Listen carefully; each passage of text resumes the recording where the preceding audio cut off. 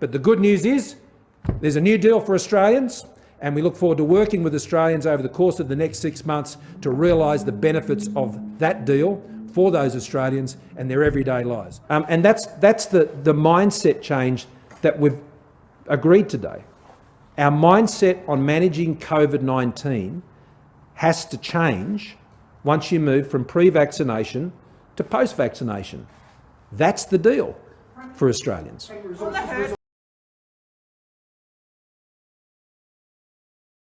Much of the world has had to give up on what we've been able to achieve in Australia. And so we don't just sort of casually let that go.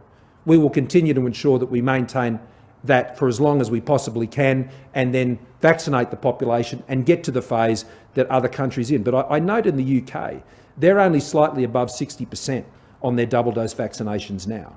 So getting to those higher levels is proving challenging. The United States still has a 5 in front of it when it comes to their vaccination rates. So those countries, and particularly the extension of the restrictions that Prime Minister Johnson announced the very day I was with him to announce the free trade agreement, in principle agreement, that was driven by them noting an increase in hospitalisations and serious illness. It wasn't driven by the case numbers. As you know, the case numbers in the UK are in the tens of thousands. The issue going forward when you're dealing with a vaccinated population is hospitalisations and serious illness. Yeah. Going to time frame. Sorry. Well, going to on the latter time frame, well, as I said, we believe we'll be in a position by the end of this year to have offered everyone a vaccine that seeks to have one. So if Australians respond, then I believe that we'll be in a position to meet a particular target. At this stage, it's hard to give you a definitive answer because we haven't set what that target is. And so we will seek to do that, I would hope, over the course of the next month. And I think that will give us a better indication. But I would hope that we were living in that second phase next year. And, you know, if we get a really good response over the course of this next year, well, let's see how we go, Australia. Yeah. Going to that point, Prime Minister. I'll come around. Going to that point that we'll be in phase 2 by next year, does that mean possibly by next year, does that mean the cap on international arrivals will be at 50% until at least the start of next year? That's what this agreement says today. And now, if medical advice changes between now and then, if medical advice suggests that we can alter that, well, of course, the National Cabinet has always been receptive to that advice, and we'll continue to monitor that. We wouldn't want to keep those caps in place any longer than we had to. But I should note that you already know that we've come to our agreement with the Victorian Government to develop those facilities in Melbourne. I spoke to the Premier last night, and we are both very keen to see the time frame for that being achieved brought forward as much as possible. We've come to an agreement with both Queensland and Western Australia to be developing the joint feasibilities on the sites we've suggested to them in Brisbane and in Perth, so we look forward to that progressing as quickly as possible. Prime Minister, when do you anticipate that Australians will be, under this 4-phase arrangement, will be able to travel overseas without needing an exemption? And what do you say to those who will be ultimately left overseas because of this reduction in caps until next year, given the Commonwealth can't make up those numbers that have been split in half? Well, we are going to do our best to make up those numbers, and we're going to do everything we can, as we have been now. And over the course, of this pandemic, we have been able to bring some 498,000 Australians home over the course of the last 18 months. And we've brought home 21,000 specifically on 144 government flights. And by expanding the facility at Howard Springs, which came into effect last month, and in May in fact, that gives us the capacity to further support those commercially facilitated flights. Now, on the other matters that you've raised, well, they're set out on the plan, and that's subject to each of those thresholds. And when those thresholds are achieved, then that's when that'll occur. On the vaccine rollout, last year in November, Greg Hunt said, our strategy puts Australia at the front of the queue. That same day, you said Australia was at the front of the pack when it comes to vaccines. Do you accept that the government provided Australians with false hope when it comes to vaccines? You've spoken about giving Australians hope today. Can you understand why some Australians mightn't be holding their breath? This has been a very challenging process, and there have been many unknowns in dealing with COVID. And our government has never been short of ambition when it comes to what we've tried to achieve in responding to COVID-19. And given that Australia can speak of having saved 30,000 lives, and Australia can speak of having put 1 million people back to work over the course of the pandemic, and we had bold ambitions for that, and we achieved them. But I would readily endorse the view that we have had challenges with the vaccination program over these first 6 months. Well, not even the first 6 months, because I think, as we've demonstrated in June, we're really starting to hit our straps. Of course, we were hit by the impacts of ATAGI advice. And as you know, the ATAGI advice is provided independently of government. And the government doesn't direct ATAGI whether it's 50, 60, and when they might change those views. And I know that has caused some concern in the community about how that advice has changed. Well, that is a matter for ATAGI. And that has, of course, impacted on the vaccination rollout. Equally, early on, as you all know, the inability of our suppliers to provide those early doses of AstraZeneca impeded those early weeks of the vaccination program. Happily concede those points as well. But, you know, when you have setbacks, you don't dwell on them. You understand what happened, you learn from them, you fix the program, and you get on with it. So here we are today, getting on with it. 3.5 million doses in June, 1 million doses in 8 days. That number keeps coming down. 8 million doses having been delivered now.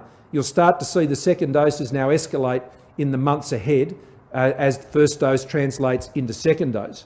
As we see the supply of Pfizer vaccines increase from last month an average of around 300,000 a week to double that, and potentially even more in the months ahead. And we see the points of presence for the delivery of that vaccine increase as well. So what matters at the end of the day is you get the job done. And where we've had setbacks, we're overcoming them and we're getting on with it. You mentioned in this phase that lockdowns will be used as a last resort. Does that also apply to state border closures? What are the parameters around that? Does that mean, like, would a Premier be able to shut down a state, lock down a state on the basis of a handful of cases? That's set out very clearly here in the document. And this is a national agreement. And it is a national agreement to go from where we have been up until now to a new place. And in the new place where you're vaccinated to those thresholds, then, as it says in stage 2, that is the one we would hope to achieve next, that lockdown should only occur in extreme circumstances. This is what it may include, this has to be finalised, to prevent escalating hospitalisation and fatality. And that restrictions would be eased on vaccinated residents in those circumstances. So yes, that does, of course, that would involve things like internal borders and things of that nature. So we'll work through that. But the idea of having a border restriction, and you know my views on those, and the idea of having lockdowns is based on the premise that community transmission would lead to serious illness, hospitalisation and fatality.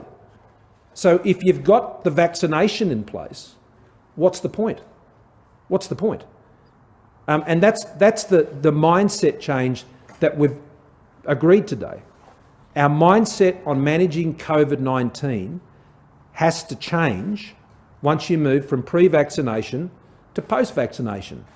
That's the deal for Australians. The Victorian and New South Wales premiers have said that vaccination rates of 70 to 80% are needed to lift lockdown restrictions. Does that figure sound about right to you?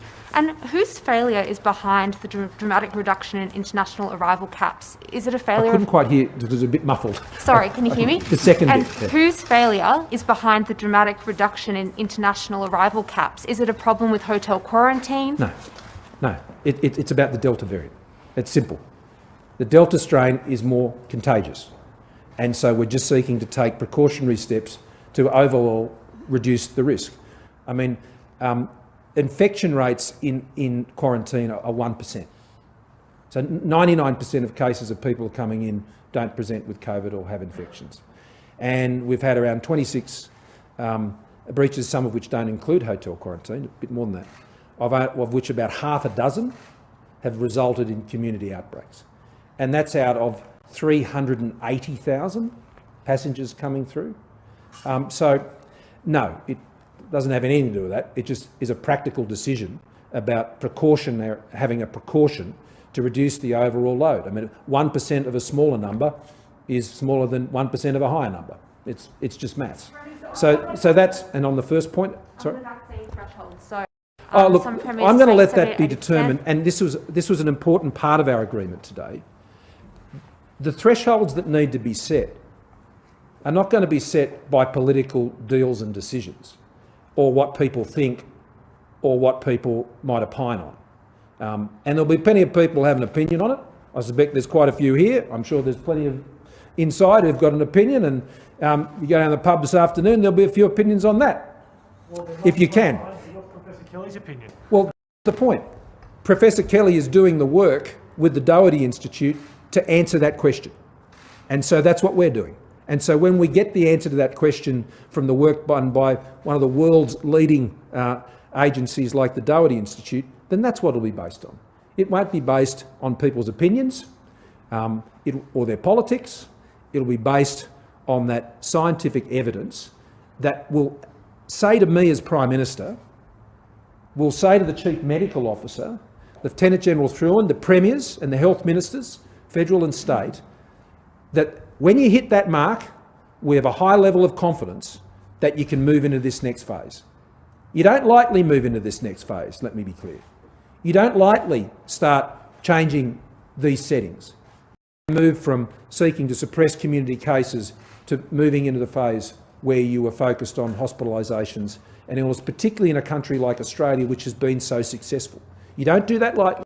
You do it on the basis of the best possible work and advice we can get. We'll get that in the next few weeks. We'll be able to put those threshold marks against each of those phases of the plan. But the good news is there's a new deal for Australians, and we look forward to working with Australians over the course of the next 6 months to realise the benefits of that deal for those Australians and their everyday lives. But to everybody in Sydney at the moment and other parts of the country that are affected by these restrictions, so I'll be going back into those in Sydney to see my family. I haven't seen them for about a month, and joining them there. But to all of us, we will get through this. What the National Cabinet has demonstrated today, from time to time we'll have a disagreement. It's always talked up before any meetings, but you know what? We get in the room and we get it done. Thanks very much, everyone.